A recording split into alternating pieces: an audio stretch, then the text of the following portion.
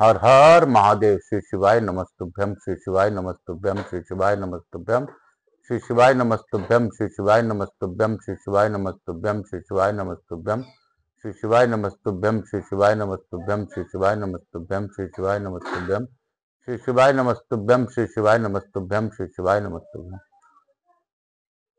हर हर महादेव। काल हर दुख हर दारिद्र कष्ट हर हर हर महादेव।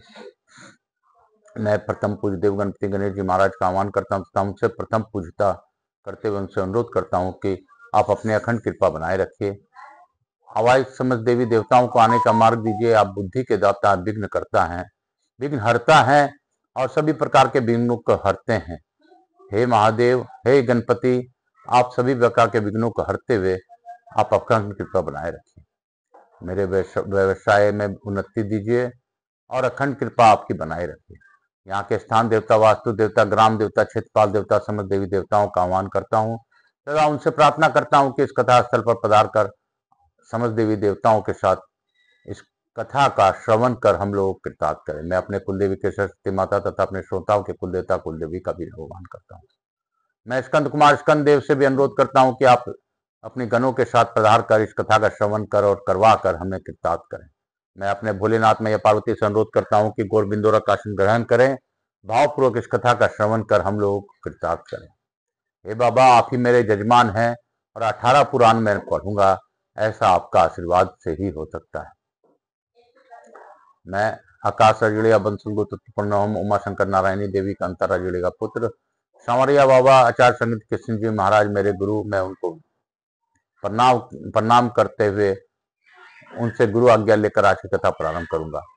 बाबा, मुझसे कोई भी भूल हो रही हो तो क्षमा कीजिएगा और पंडित प्रदीप जी मिश्रा को जितना धन्यवाद दूं उतना कम है।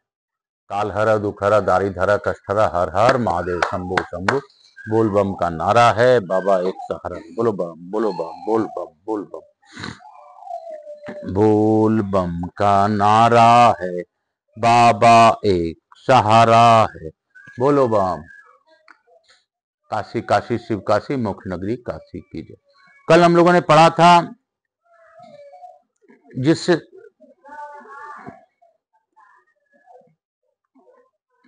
देवता लोग स्वर्ग को चले गए जाएं और नागगण भी यहाँ कभी ना आए, जिसमें मनुष्य स्वस्थ एवं सुखी रहे। पृथ्वी पर मेरे राज शासन काल में देवता स्वर्ग में सुखी रहे और मनुष्य पृथ्वी पर स्वस्थ रहे। बोलो काशी काशी शिव काशी मोक्ष नगरी काशी की जय। स्कंद जी कहते हैं, महामते कुंभज, अपने को कल्याण प्रदान करने वाले इस अभिमुख क्षेत्र काशी की प्राप्ति जिस प्रकार संभव है उसे मैं बतलाता हूँ। पुण्य राशि से मनोवांछित वस्तु की प्राप्ति होती है और वह पुण्य वैदिक मार्ग के सेवन से उपलब्ध होती है। जो वैदिक मार्ग का सेवन करता है उसके स्पर्श मात्र से अवसर पाकर मनुष्य पर घात करने की इच्छा रखने वाले कली और काल दोनों नष्ट हो जाते हैं। निषिद्ध कर्मों के सेवन और विहित कर्मों के त्याग से छिद्र देखकर कली और काल ब्राह्मण को नष्ट कर देते हैं। प्याज, लहसुन, लसोड़े का फल, लेह, सुआ, गाजर, 10 दिन के भीतर ब्याही हुई गौ का दूध और भी धरती का फूल, इन सबको त्याग देना चाहिए। वृक्ष काटने से निकलने वाले गोंद, देवता पितरों को निवेदन किए बिना खीर, पुआ और पुड़ी तथा बिना बछड़े की गाय का दूध, ये सब त्याग देने चाहिए। एक खुर के पशु का दूध त्याज्य है। उटनी और भेड़ का दूध भी नहीं ग्रहण करना चाहिए। रात में दही नहीं खाना चाहिए। मछली का सर्वथा त्याग करना चाहिए। आयु तथा स्वर्ग की इच्छा रखने वाले को यत्न पूर्वक मांस का त्याग करना चाहिए। बासी अन्न सभी त्याग देने योग्य है, परंतु घी का बना हुआ बासी अन्न भी ग्राह्य है। जो अज्ञानी अपने शरीर को पुष्टि के लिए दूसरे जीवों की हत्या करता है, उसे दुर्व्यचारी को न तो इस लोक में सुख मिलता है और न परलोक में ही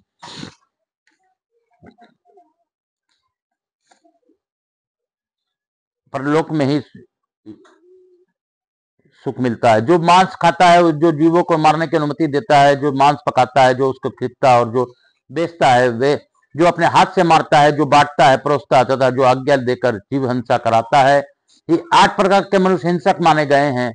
जो 100 वर्षों तक प्रत्येक वर्ष में अश्वमेध यज्ञ द्वारा यजन करता है तथा जो मांस भक्षण नहीं करता है, इन दोनों को परस्पर तुलना की जाए तो मांस का त्याग करने वाले को श्रेष्ठ सिद्ध होता है। सुख की इच्छा रखने वाले पुरुष को चाहिए कि वह जैसे अपने आप को सुखी देखना चाहता है उसी प्रकार दूसरों को भी देखे। अपने और दूसरों में बराबर ही सुख दुख होते हैं। दूसरे किसी जीव को जो सुख या दुख दिया जाता है वह सब पीछे चलकर अपने ही संगठित होता है। कलेश उठाए बिना धन नहीं मिलता और धन के बिना कार्य कैसे हो सकता है। जो कर्म नहीं कर सकता उसके द्वारा धर्म का अनुष्ठान कैसे संभव होगा, और जो धर्महीन है उसे सुख कहां से मिलेगा। सुख की अभिलाषा सभी रखते हैं परंतु सुख धर्म से ही प्राप्त होता है। अतः चारों वर्णों के मनुष्यों को प्रयत्न पूर्वक अपने अपने धर्म का पालन करना चाहिए। न्यायोपार्जित द्रव्य से पारलौकिक कर्म करना चाहिए। उसी से उत्तम देश काल और पात्र में विधि एवं श्रद्धा पूर्वक दान देना चाहिए। जो अपने धन द्वारा माता पिता से हीन बालकों का योग्य पवित्र और ब्याज आदि संस्कार करवाता है उसे अच्छा एक कल्याण की प्राप्ति होती है। गाय के पहनाने में बछड़े का मुख पवित्र है। फल गिराने में पंछी की चोंच पवित्र मानी गई है। बकरे और घोड़े का पुत्र मुख पवित्र है। गौवें पीठ की ओर से शुद्ध मानी जा गई है तथा ब्राह्मणों के चरण पवित्र हैं। यदि किसी ने स्त्री से बलात् भोग कर लिया हो अथवा वह चोर के हाथ में पड़ गई हो तो भी अपने प्रिय पत्नी का परित्याग नहीं करना चाहिए। उसके त्याग का विधान नहीं है।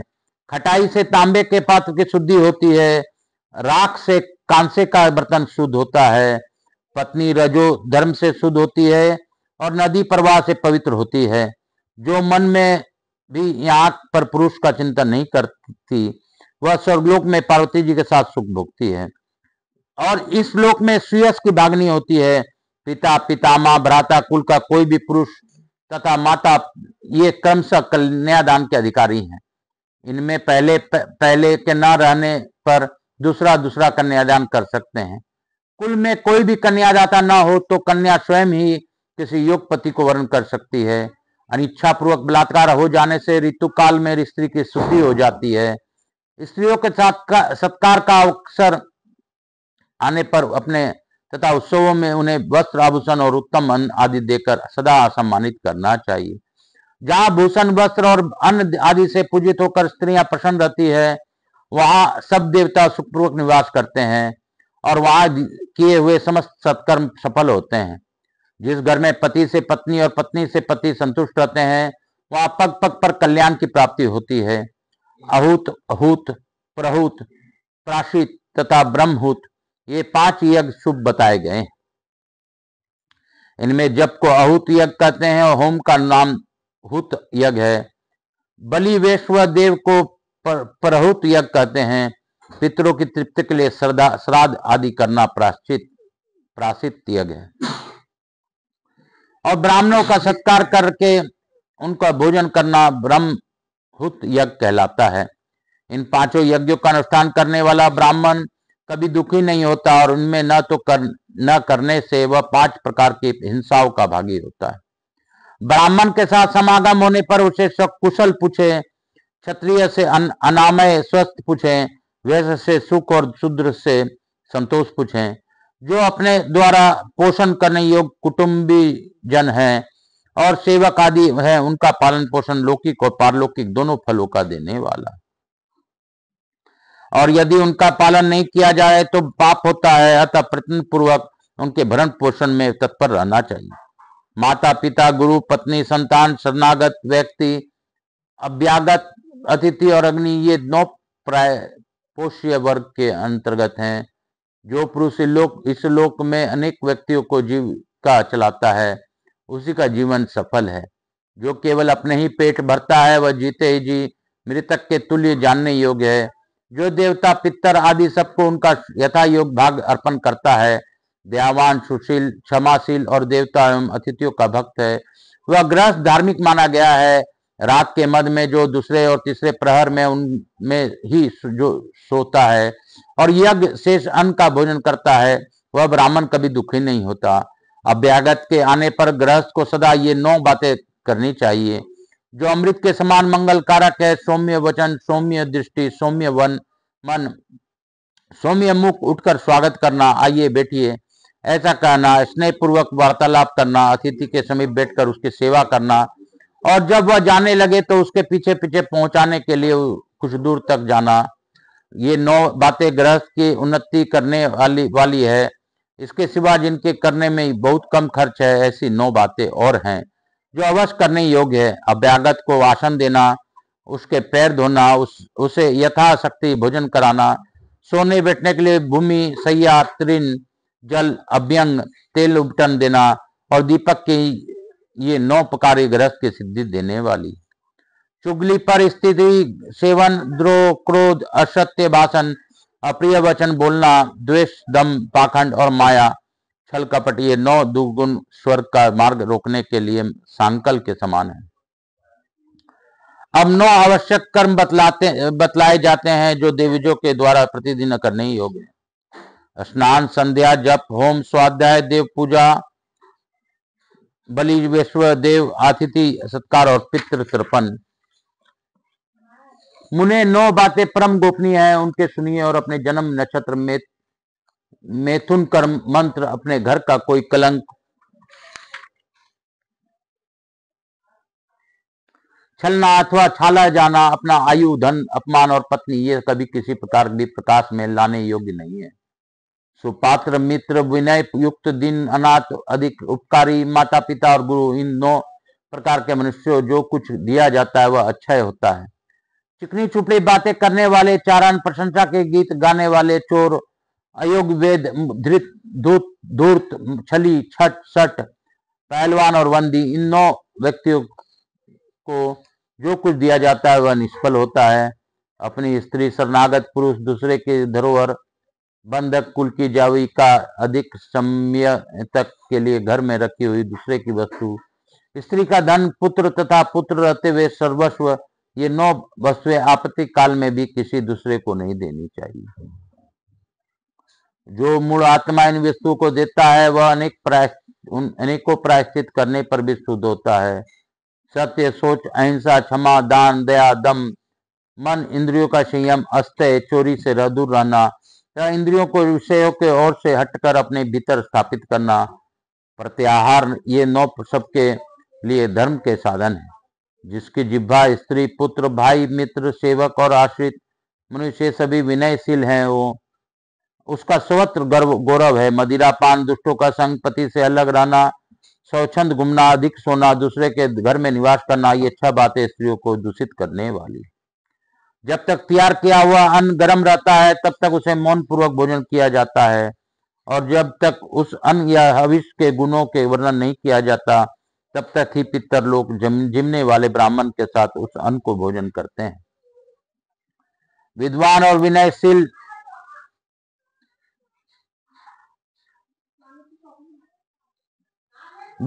विनयशील वेदज्ञ ब्राह्मण जब घर पर आता है तब घर के सब अन्न हर्ष से उछलने लगते हैं कि अब हम उत्तम गति को प्राप्त होंगे। सोच, व्रत और आचार से रहित वैदिक ज्ञान से सुनिए मूर्ख ब्राह्मण को जब कोई अन्न दिया जाता है तब वह अव्यक्त स्वर में रोता है कि मैंने कौन सा पाप किया था जो ऐसे व्यक्ति को उपयोग में आया। जिस ब्राह्मण के पेट में गया हुआ अन्न वेदांगों के अभ्यास द्वारा पचता है वह दाता है को और उसकी पिछली 10-10 पीढ़ियों को भी तार देता है। जो ज्येष्ठ भ्राता के अविवाहित रहते हुए स्वयं विवाह करता है और अग्निहोत्र की दीक्षा लेता है उसे परिवेता जानना चाहिए। उसका बड़ा भाई परिवित्ति कहलाता है। परिवित्ति परिवेता तथा जिसे कन्या से विवाह करने के कारण यह परिवेता संज्ञा प्राप्त होता है वह कन्या, उसका दान करने वाले पिता तथा वह विवाह करने वाले पुरोहित, ये 5 नरक में पड़ते हैं। यदि बड़ा भाई नपुंसक हो, प्रदेश भरतेतर, विलायत आदि में रहने लग जाए, गुंगा हो, संन्यास ले, यह जड़, अत्यंत मूर्ख, कुब्ज, कुबड़ा, खर्व अथवा पतित हो जाए तो छोटे भाई की विवाह कर लेने में कोई दोष नहीं। जो सन्यासी हो जाने के बाद पुनः मैथुन का सेवन करता है वह 60,000 वर्षों तक विष्ठा का कीड़ा होता है। जो ब्राह्मण गो रक्षा और वाणिज्यिक वृत्ति को अपना ले, कारीगर अथवा शिल्पी हो जाए, किसी को दास्ता स्वीकार कर ले अथवा शुद्ध पर रुपया लगावे तो वह शुद्ध व्रत बर्ताव करने योग्य होता है। देवता के धन को बांट कर लेने ब्राह्मण के धन का अपहरण करने तथा ब्राह्मण का तिरस्कार करने से समुचे कुल का शीघ्र विनाश हो जाता है। जो वाणी से प्रतिज्ञा करके क्रिया द्वारा पूर्ण नहीं किया जाता, वह धर्म युक्त ऋण इहलोक और परलोक में भी बढ़ता है। श्रेष्ठ द्विज स्नान करके जल द्वारा जो पितरों का तर्पण करता है, उसी को पितृयज्ञ का सारा फल पा लेता है। जो यज्ञ कर्म में संलग्न है, किसी यज्ञ या मंत्र की दीक्षा ले चुके हैं, अथवा जो सन्यासी ब्रह्मचारी तथा कर्म करने वाले ऋतुवज हैं, उनको सूतक नहीं लगता। शमशान, वृक्ष, चिता, युग और शिव निर्माल्य भोजन करने वाले तथा वेद बेचने वाले का स्पर्श कर लेने पर वस्त्र सहित जल में प्रवेश करके स्नान करें। अग्निशाला, गौशाला, देवता और ब्राह्मण के समीप तथा स्वाध्याय भोजन और जलपान के समय खड़ाव और जूते उतार देने चाहिए। धर्म शास्त्र रूपी रथ पर चढ़े हुए वे और वेद रूपी खड़ग धारण करने वाले ब्राह्मण खिलवाड़ में भी जो कुछ कह दें, वह सब परम धर्म माना गया है। नील में रंगा हुआ वस्त्र दूर से ही त्याग देना चाहिए। नील के पालन, विक्रय और उसकी वृत्ति से जीविका चलाने मात्र से ब्राह्मण अपवित्र हो जाता है और 3 कृच्छ व्रत करने पर उसकी सिद्धि होती है। जो नील का रंगा हुआ वस्त्र पहनता है, उसके स्नान, दान, तप, होम, स्वाध्याय, पितृ तर्पण और पंच महायज्ञ ये सभी व्यर्थ हो जाते हैं। ब्राह्मण जब अपने अंगों पर नील का रंगा वस्त्र धारण कर लेता है, तब वह उस वस्त्र के तावने बाने में जितने सूत लगे हैं, उतने नरकों में निश्चय ही निवास करता है। एक दिन रात उपवास करके पंचगव्य पीने से उसकी शुद्धि होती है। नील के रंगे वस्त्र धारण करके जो रसोई बनाई जाती है, उसे अन्न को जो खाता है, वह मानो विष्ठा भोजन करता है। वह अन्न देने वाले यजमान नरक में जाता है। बलि, वैश्वदेव, होम, देव पूजा, जप तथा ऋग्वेद, यजुर्वेद और सामवेद के मंत्रों द्वारा संस्कृत होने से ब्राह्मण का अन्न अमृत कहा गया है। व्यवहार के अनुरूप न्याय पूर्वक प्रजा का पालन करते हुए जिस अन्न का उपार्जन किया जाता है, वह क्षत्रियों का अन्न दूध के समान है। यदि वैश्य सीता यज्ञ की विधि के अनुसार एक पहर तक जीते जोते जाने वाले बेलों से अन्न उत्पन्न करके देता है, तो उसके द्वारा संस्कृत अन्न वास्तव में अन्न कहा गया है। श्रेष्ठ मनुष्य छोटी छोटी बात के लिए शपथ न करें। व्यर्थ शपथ करने वाला मनुष्य इहलोक और परलोक में भी नष्ट होता है। विद्वान पुरुष यमराज को यमराज नहीं कहते हैं, अपना मन ही यमराज कहलाता है। जिसने अपने मन को बस में कर लिया है, उसको यमराज क्या कर सकता है, कर लेगा। क्षमा वाले पुरुषों के लिए एक ही दोष है कि संसार के लोग इस क्षमाशील मनुष्य को असमर्थ, दुर्बल मानते हैं। जो सदा एकांत में रहने वाले, देवता की आराधना में तत्पर, संपूर्ण इंद्रियों की प्रीति से दूर रहने वाले तथा स्वाध्याय योग में मन को लगाए रखने वाले हैं और जो कभी भी किसी जीव का हिंसा नहीं करता है, ऐसे पुरुषों को निश्चित ही मोक्ष की प्राप्ति होती है। परंतु काशी में इन गुणों के बिना भी सहज ही मुक्ति हो जाती है। वहां भगवान विश्वनाथ की सेवा ही योग्य है। काशीवासी तपस्या है। उत्तरवाहिनी गंगा में स्नान की व्रत, दान, यम और नियम का पालन है। जो न्याय से धन का उपार्जन करता है, तत्व ज्ञान में स्थित है, अतिथियों को प्यार करने वाला है तथा श्राद्ध करता और सत्यवादी है, वह गृहस्थ होकर भी इस जगत में मुक्त हो जाता है। गृहस्थ पुरुष दोनों अंधों, दरिद्रों एवं याचकों को विशेष रूप से अन्न दान करके गृह कर्मों का अनुष्ठान करता रहे तो वह कल्याण का भागी होता है। इस प्रकार सदाचार का पालन करने वाला पुरुषों पर काशीनाथ भगवान विश्वनाथ प्रसन्न होते हैं और उनके प्रसाद से मोक्षदायिनी काशीपुरी की प्राप्ति होती है। बोलो काशी काशी शिव काशी मोक्ष नगरी काशी की जय। काल हर दुख हर दारिद्र कष्ट हर हर हर महादेव शंभु शंभु बोल बम का नारा है, बाबा एक सारा है। हम लोग आज गुरु आज्ञा लेकर इसी अध्याय के साथ यहीं पे कथा को आज विराम देंगे और बाबा विश्वनाथ को धन्यवाद है, बाबा काशीपति आदिनाथ को धन्यवाद है कि हम लोगों को इस लायक समझा कि हम लोग को धर्म आचरण के बारे में बतला रहे हैं। बाबा हम सबों पर दुखों का पहाड़ है और मेरे ऊपर तो क्या है वो आप जानते हैं। आप ही सारा निवारण कर सकते हैं। मेरे सभी दोष, विकार, कष्ट आप ही दूर कर सकते हैं। और लोगों का भी प्रार्थना पूर्वक निवेदन करने पर जो भी कष्ट है सबका दूर कीजिए बाबा। मुझसे कोई भूल हो रही हो तो क्षमा कीजिएगा। मैं तो बस आपका एक निमित्त मात्र बच्चा हूँ। मुझे सच में कुछ नहीं पता। काल हर दुख हर दारी धर कष्ट हर, हर हर महादेव। कपूर गौरम करुणावतारम संसार सारम भुजगेंद्रहारम सदा वसंतम हृदयारविंदे भवानी सहितम नमामि। श्री राम जय राम जय जय राम। श्री राम जय राम जय जय राम। यहाँ के स्थान देवता, वास्तु देवता, ग्राम देवता, माता देवी, पितृदेव, सब पितृदेवताभ्याम नमो नमः। स्कंद पुराणाय नमो नमः। भक्त वत्सलाय नमो नमः। हर हर महादेव। शंभु शंभु बोल बम का नारा है। बाबा एक सहारा है। बोलो बम बोलो बम बोलो बम बोलो बम बोलो बम बोलो बम बोलो बम बोलो। हर हर महादेव। शंभु शंभु शीतलीकरण अहम करिष्येत। हर हर महादेव। हर हर महादेव। श्री राम जय श्री राम जय राम जय जय राम। श्री राम जय राम जय जय राम। प्रभु राम श्री राम जय जय राम। मातृ देवी व पितृदेव भव सब पितृ देवताभ्याम नमो नमः। मातृ देवी व पितृदेव भव सब पितृ देवताभ्याम नमो नमः। हर हर महादेव। शंभु शंभु हर हर महादेव। काल हर दुख हर दारी धर कष्ट हर, हर हर महादेव। हर हर महादेव। हर हर महादेव। बोल बम का नारा है। बाबा एक सहारा है। बोलो बम बोलो बम। मैं प्रथम पूज्य देव गणपति गणेश जी महाराज, लक्ष्मी जी महाराज, रिद्धि सिद्धि शुभ लाभ कुबेर जी महाराज से अनुरोध करता हूँ कि हमारे यहाँ निवास रहकर अखंड कृपा बनाए। आवाज समझ देवी देवताओं से अनुरोध करता हूं कि आप सभी लोगों को आशीर्वाद प्रदान कर अपने स्थान को गमन करें। पुनः बुलाने पर प्रधान का आशीर्वाद दें। मैं अपने भोलेनाथ मैया पार्वती को धन्यवाद देता हूं कि उन्होंने भावपूर्वक इस कथा का श्रवण किया। आप सभी लोगों को आशीर्वाद प्रदान करें। जो इस कथा का श्रवण करें उन्हें सुनने का फल दीजिए। जो इस कथा का सब्सक्राइब करते हुए सुने और आगे बढ़वावे, उनको उनके कष्टों में हमेशा साथ दीजिए। हे बाबा, मेरे ऊपर जो कष्ट है वो आप ही दूर कर सकते हैं। काल हर दुख हर दारी धरा कष्ट हर, हर हर महादेव। शंभु शंभु बोल बम का नारा है। बाबा एक सहारा। बोलो बम बोलो बम।